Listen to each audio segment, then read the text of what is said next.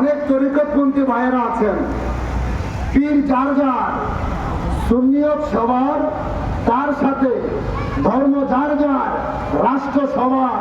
কিন্তু তরিকতপন্থী ভাইদের কাছে বিনয়ের সুরে বলি, আপনাদের সামনে গেলে আপনারা বলেন আমরা নিরপেক্ষ, আমরা অরাজনীতিক, কিন্তু আপনাদের সামনে আমাদের কথাটা হলো এই যে নিজেদেরকে চায়ের দোকানের সামনে বৈশা মসজিদে দাঁড়িয়ে নিরপেক্ষ নিরপেক্ষ বলছেন, নিরপেক্ষ বলে আপনাদের মাজারগুলো কি বাঁচাইতে পারছেন?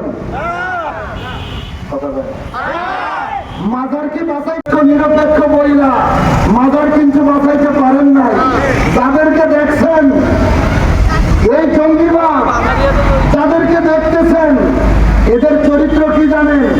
শুরুতে মুত্তাকিন, কুলুবুল ফাসিকিন। একদিকে হিন্দুদের মন্দির পাহারা দিচ্ছে, আরেকদিকে আল্লাহ নবীদের মাজার আক্রমণ চালাচ্ছে। এটা কখনো ইসলামের আদর্শ হতে পারে না। এদের কাছে কখনো 18 কোটি জনগণ নিরাপত্তা পাবে না।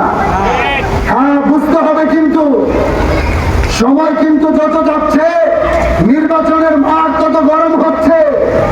চেহারা দেখবেন, ভালো ভালো কথা শুনবেন, মাগার কোথায় যদি পটে যান আবার কিন্তু গোলামের জিনজির পড়তে হবে।